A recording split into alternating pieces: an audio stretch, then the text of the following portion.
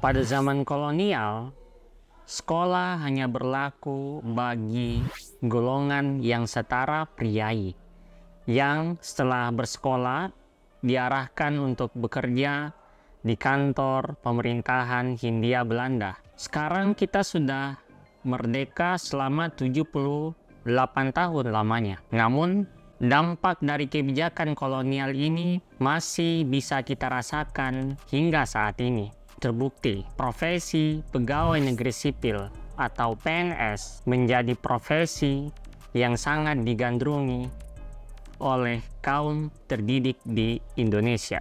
Ya, dengan berbagai alasan, ada yang menjawab karena PNS menunjang uang pensiunan, ada juga yang menjawab karena keinginan orang tua, atau ya kira-kira menjadi idaman mertua. Ya, apapun alasannya, kita tidak akan membahas soal apakah menjadi PNS masih relevan atau tidak. Kita ingin membahas hal yang lebih substansial soal mengapa di era pasca kolonial ini sekolah seolah belum bisa lepas dari tradisi kolonial. Untuk membahas persoalan ini, kita akan memakai perspektif Paul Freire soal konsep pendidikan yang membebaskan.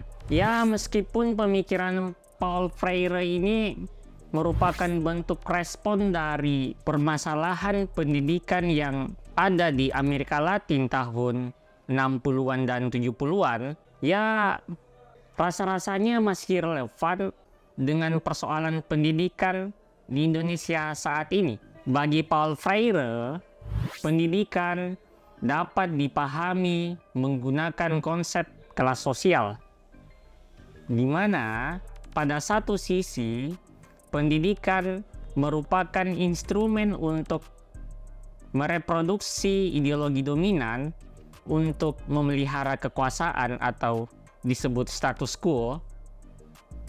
Pada sisi yang lain, pendidikan juga harus mereproduksi ideologi tandingan untuk melawan dominasi atau yang diinisiasi oleh kaum tertindas. Dengan adanya ideologi tandingan, maka menciptakan sebuah kondisi yang dialektis, atau dalam dialektika Hegel disebut tesis dan antitesis.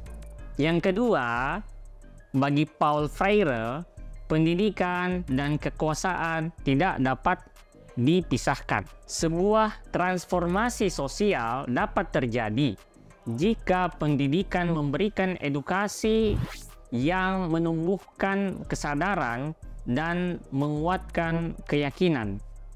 Sementara kekuasaan sebagai tindakan politik yang bersifat pedagogis. Dengan kata lain, dalam pendidikan itu memiliki sifat politis dan dalam politik itu memiliki sifat pedagogis. Jika kita menggunakan perspektif Paul Freire dalam membaca persoalan di Indonesia, setidaknya kita mendapati dua persoalan penting. Mengapa pendidikan kita belum mampu sepenuhnya lepas dari pengaruh kolonial? Yang pertama alasannya adalah karena sistem pendidikan kita tidak dialektis. Ya, orientasi kurikulum pendidikan kita, Merdeka Belajar Kampus Merdeka atau MBKM, dipahami sebagai sebuah bentuk kebebasan bagi mahasiswa untuk memilih mata kuliah di luar kampus atau kegiatan magang di luar kampus. Alih-alih membangun paradigma berpikir kritis, kemerdekaan belajar mahasiswa hanya dipahami sebatas menyiapkan diri menghadapi tantangan kehidupan pasca kuliah, yaitu dunia kerja. Emang boleh pendidikan hanya untuk kerja? Yang kedua, alasan mengapa pendidikan kita masih dibayang-bayangi oleh tradisi kolonial adalah karena adanya sikap apatis dari para intelektual terhadap politik. Ya, karena mindset kita sudah dibentuk sedemikian rupa untuk melayani dominasi, kita lalu bersikap pragmatis. Adanya dorongan struktural dan dominasi stigma di masyarakat mendorong kuliah didesain hanya untuk mencetak kaum terpelajar yang siap menghadapi dunia kerja. Tidak heran jika beberapa bulan yang lalu muncul perbincangan Ormawa tidak relevan. Sempat menjadi trending topik di media sosial. Beberapa yang pro dengan asumsi itu berdalih bahwa Ormawa sudah tidak relevan lagi karena tidak menjamin jenjang karir selepas kuliah. Emang boleh sepragmatis itu?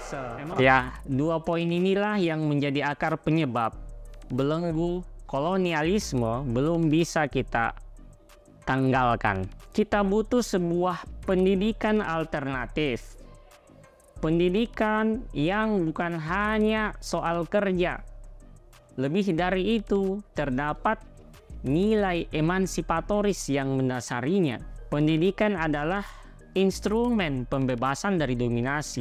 Pendidikan adalah pemicu perubahan sosial.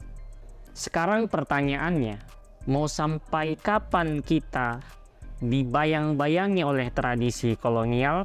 Bagaimana menurut kawan-kawan? Tulis di kolom komentar ya. Nah, untuk membaca ebook lebih lanjut bisa dicek di link deskripsi ya.